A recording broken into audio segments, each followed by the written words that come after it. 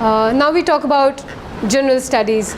So I think one of the common queries that ever since ever since the results have come, I've got this mini stardom status, and to be honest, I seem to be enjoying it. And one of the query that I come across very often is that how come there are students who do not clear even after having written 3 to 4 mains and being the so-called senior players, and how come some of the people get through even in the first or second attempt? So I think one of the things that I believe in GS, apart from knowing what to read, it is also important to know what not to read. You have limited time, you have a time constraint, you also have limited human capacity. You can't learn all the articles of Constitution. You cannot read all the magazines, you cannot read EPW, Yojana, Kurukshetra, Chronicle, Science Reporter, not all at once. And also it is not required. For GS, I would just give a very practical approach, which is our aim is not to gain knowledge or to get a PhD. We are not here to earn a thesis. Let's be very honest about it. Our aim is to score. And you'll only score when you have a width of knowledge instead of having a depth of knowledge in just a certain section. Okay? We don't have to earn a specialization.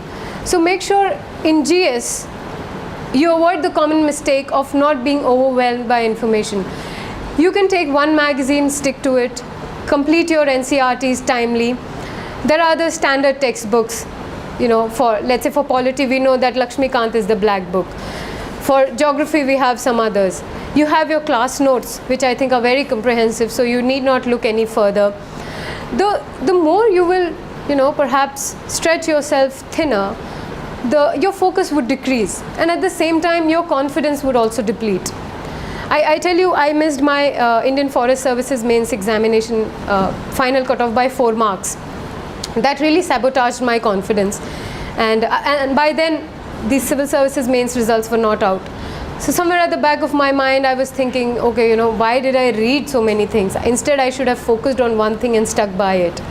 So I tell you this out of my own personal experience and perhaps a failure.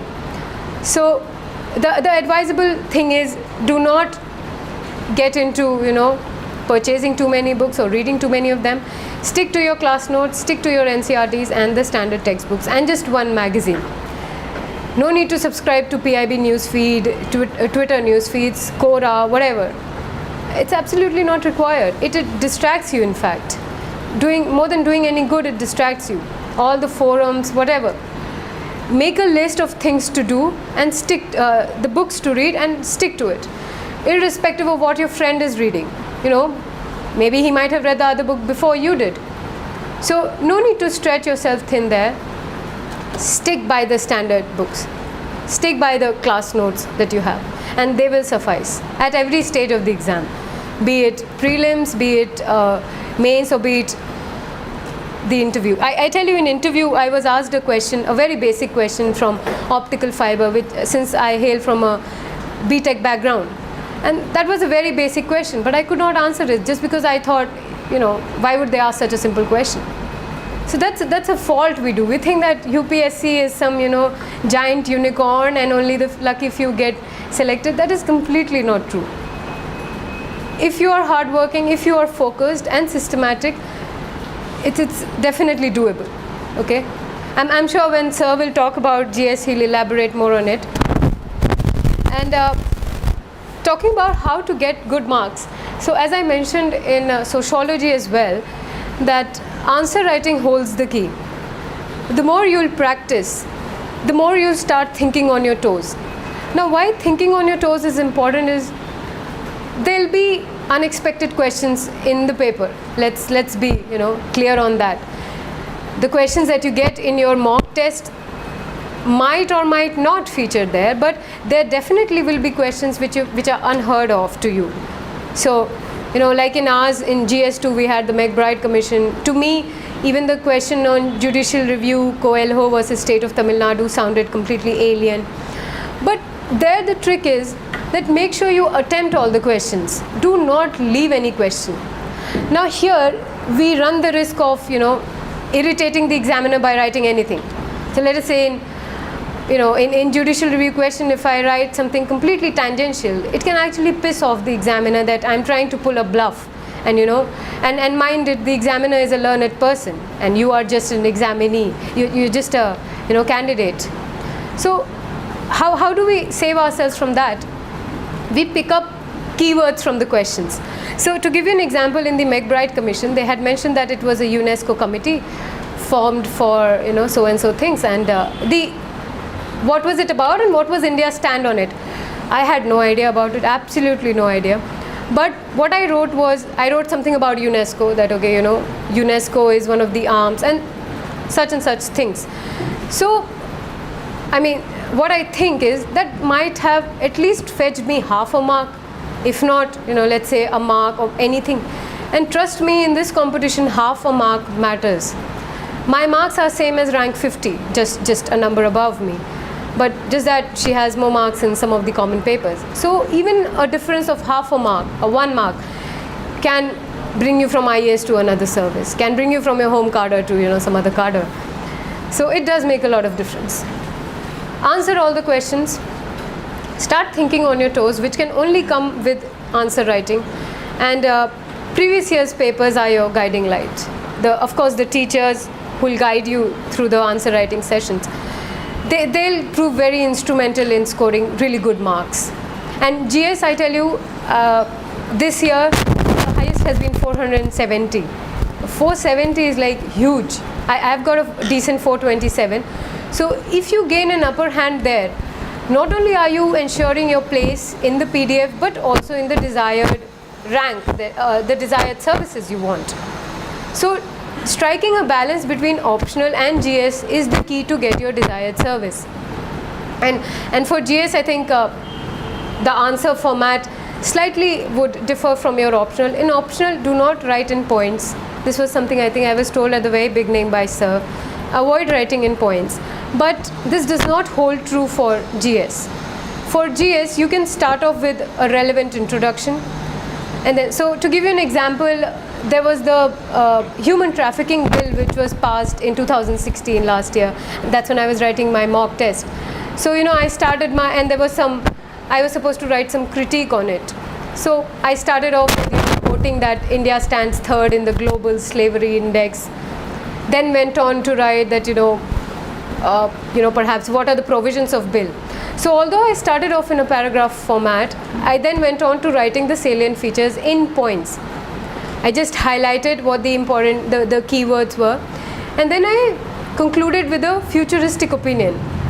I said that if India was to cash in on its demographic dividend, it has to make sure that it curbs the flesh trade or whatever that happens in India. So a futuristic conclusion, I believe, is what that stays with the examiner when he's awarding you the marks. Because that was the last thing that he has read. So I think conclusion, as much as being good with your presentation, and of course having some content. It's not that you write anything, but then having some content with an equally good presentation will definitely fetch you above average marks. In some of the cases, I mean, to give you a hack perhaps, that let us say you do not have so much of content, it's not possible to know everything. In that cases, you can always resort to flow charts, line diagrams.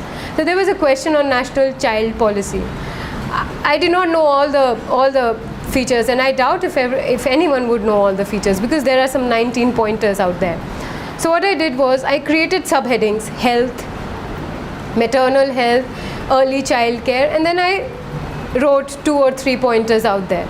So by having written those subheadings, I believe I might have caught the attention of the examiner, and I do come across as someone that yes, I know something about national child policy, and I'm not trying to just write vague content. So these are presentation skills: writing subheadings, writing using flow charts, using line diagrams. In geography, GS paper 1, make sure that you do draw some diagrams. You might feel that a certain question doesn't quite require a diagram, but I think that's where your own skills and your knowledge would come into play. In GS1, there was a question on air mass. So some of my fellow friends, they were like, there's absolutely no need to draw a diagram there, but then I did. You can show air packets moving and then some hot air rising and whatever the nuances of geography teach us. So these are something that will come when you write answers over the time.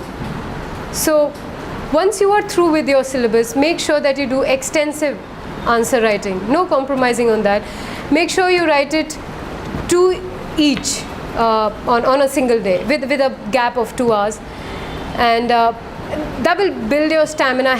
So what generally happens is, by the time we are writing our second paper of the day, we slightly happen to drain out. There's fatigue, and you're not as fresh as you were for paper 1. So make sure that, and that's a very silly reason to happen to us, because that is a personal limitation that we are bringing to picture, something that can bring us back in the entire list, or for that matter take us out of the list altogether. So don't let that limitation play a very bigger role when you are writing your answer sheets or when you're writing your mock tests. Take them very seriously, write them just like you're writing each the actual exam, and most importantly, get them reviewed.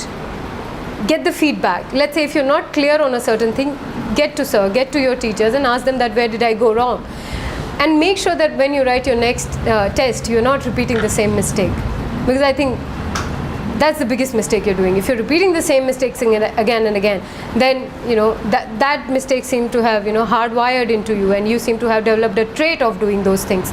So I tell you, one of my mistakes that I would do is I would juggle between blue and black pen writing, that okay, I've written a certain heading in black and blue.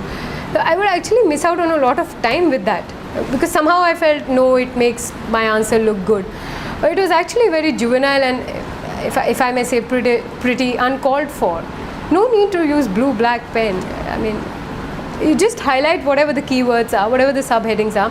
Time is very important. You have to answer 20 questions in, let's say, 3 hours. You have barely 7 minutes for a question. You have to also read the question.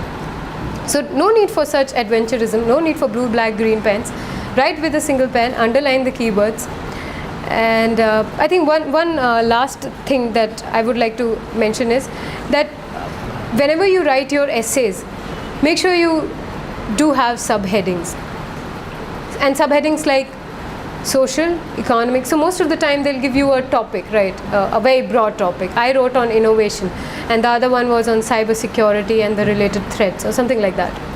So what I did was I first gave an introduction, so and so, and then I would further wrote about the social aspect, the economic aspect, the political side of it. So those subheading enhance readability, and I think that does help you fetch good marks. So I think the crux of it is, as far as answer writing is concerned, if you make the task of the examiner easy, you are bound to be rewarded by it. So you can do that by presentation. So let's say someone has more knowledge than you but does not quite write that well. So he's actually at a disadvantage than what you are. So strike a balance between your content and presentation, and be assured of good marks. So I think that was my 2 cents, and I think for GS, Nikhil sir is perhaps a more appropriate person. He scored the highest marks, by the way, 426 in 2015 CSE. So over to you. And thank you for your patient hearing.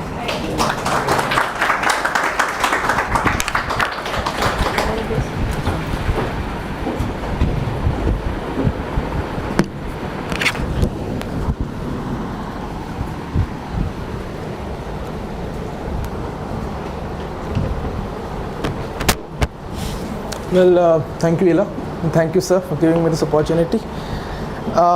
Since we have met many times before, and I have discussed my strategy for GS at length, and also Ila has covered the basic nuances of GS preparation very well. So I'll just stick myself to a few things that you should not do while you are preparing for your general studies paper. First thing that Ila also said is that don't bother yourself with too much content. Okay, for one topic, try to limit your study material to just one source. So for example, for polity, there is no need to read anything other than, say, Lakshmikant. No need to read also Subhas Kashyap, D.D. Basu and whatnot. Okay, so sticking to mostly one source is the best thing. If there is anything that you feel that there is which is lacking in your source, you can add it from somewhere else, but don't read more than one source for one particular topic. Generally students think कि एक से ज़्यादा sources से पढ़ेंगे तो बहुत अच्छे number आएंगे. ऐसा कुछ नहीं है. People who read from more than one sources, they do not score very well. This is not at all true. And further, you have limited time.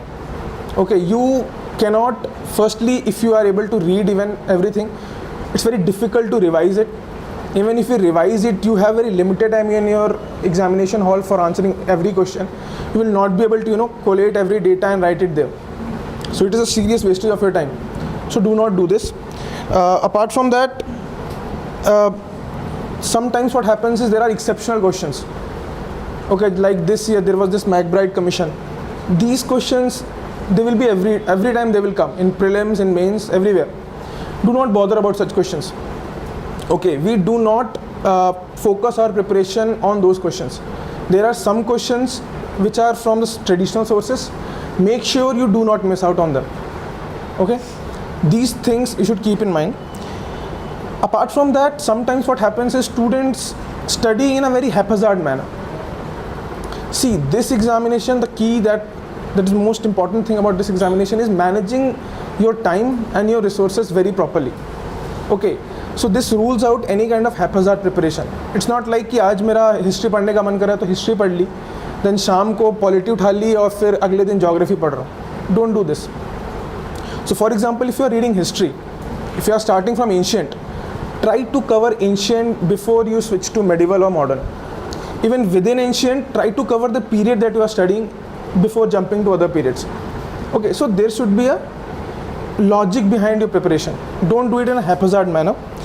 And third thing is, which is related to this, and a lot of people ask this question, sir, how should I make notes? See, it completely depends on you if and how you should make your notes. But one thing that you should not do is to make a photocopy of your textbook. So for example, it doesn't make sense to make notes from Lakshmikant. It is already in a notes form. Okay, don't make notes from Lakshmikant. Make notes for subjects like economics, where no one single book is enough to cover the entire syllabus.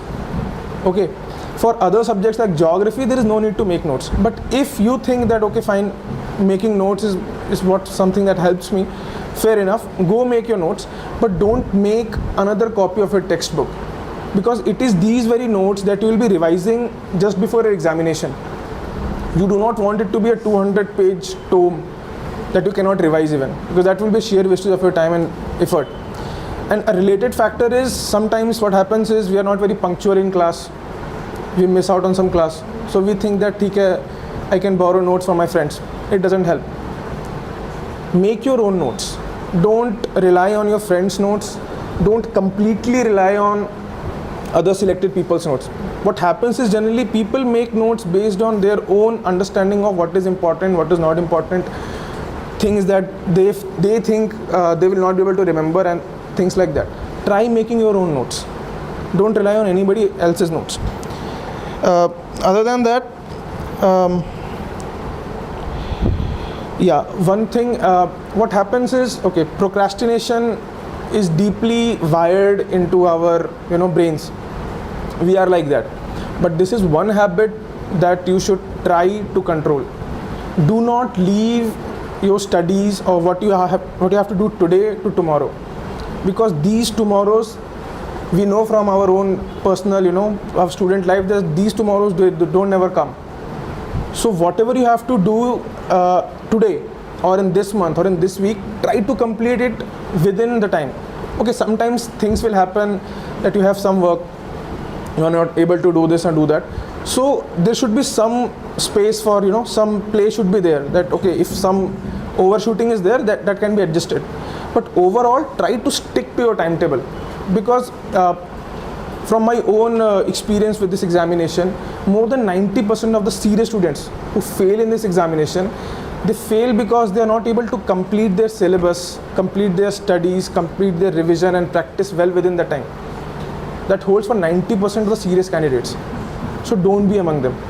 Be very ruthless with your time. It is one resource that you just cannot buy with anything else. Be ruthless with your time. And as I said, this exam is about taking everything together. Okay, try to manage things. Don't be under this impression that, okay, I'll leave world history and I'll still get into the service, or I'll leave geography and I'll do very well in other disciplines and I'll be very good. It doesn't happen this way. Nobody knows. Okay, frankly speaking, I scored highest marks in general studies.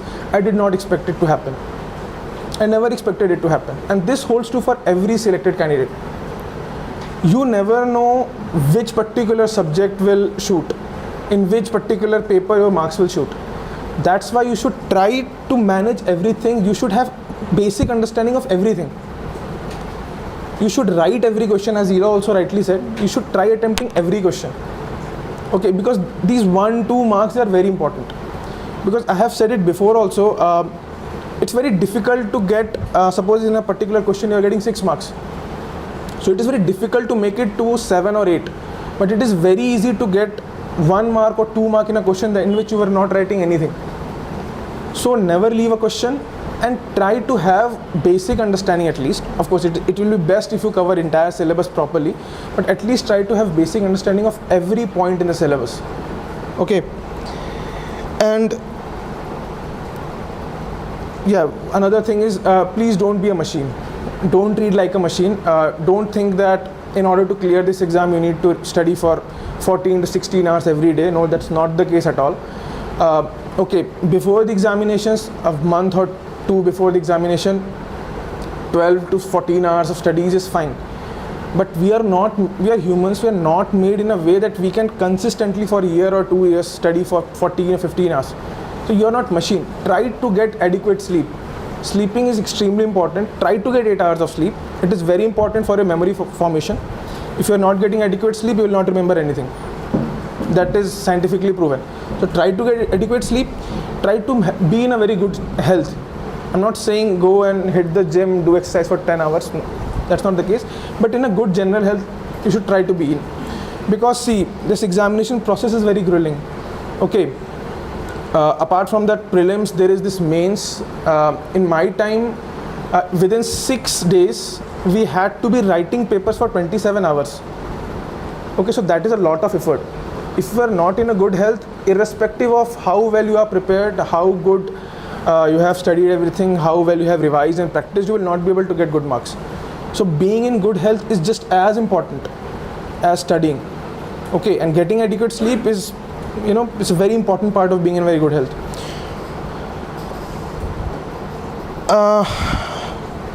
Another point is try to avoid distractions. We are in a very, very critical period of our age. A lot of things happen, which is good.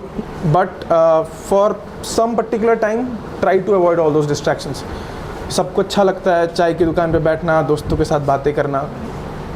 Being there, done that, okay. But try to avoid it, okay, as much as possible. And don't listen to myths. Don't listen to rumors. Don't listen to pessimistic talks. Okay, it will happen that, okay, when you are preparing, there will be some senior players who will say ki, oh, you have not read this book. It is very important. Without this, there is no selection. Don't listen to all these things. You should listen to your teachers. Pattern your studies based on what the syllabus says, what your own understanding of the syllabus says, and what your teacher says. And stick to it. Have faith in yourself. Have faith in your own plan. And when you will give your prelims, when you will give your mains, there will be rumor mills going on that cutoff will be this, these things will be this. Don't listen to that. Okay? Don't listen to that. Listening to myths, listening to rumors, listening to pessimistic talks, there will be family members, there will be relatives, there will be friends who will say things about you based on your own past that, okay, not very palatable. Don't listen to them. That's my personal advice to you. Another thing is, I just remembered it, don't shy away from using internet. Internet is a very good source of information. There is YouTube, there is news, there is RSS feeds and everything. Try to make a lot of use of it. Okay, it is your best buddy, it is all the information on your fingertips, and with the changing pattern, that paper is so dynamic that books, important as they are, they will not be able to cover everything. So don't shy away from using internet, make maximum use of it, subscribe to good channels on YouTube, use Quora and every other such sites, and make optimum use of internet. Okay, it is there to help you. Use technology to your favor. Finally, it's a long journey, this 1.5 years journey. You should consider having some hobbies that are actually beneficial to you in your preparation also, for your personality development also, and also hobbies that will help you unwind yourself. Okay, you can have a hobby that suits you particularly. I will not be giving any particular suggestion. Music perhaps is one good hobby. Don't waste too much time on it, but then have some hobbies. Personality development is as important part as this preparation, and of course it will help you in interview also. Okay, so with these words I'll conclude my short 2 cents speech.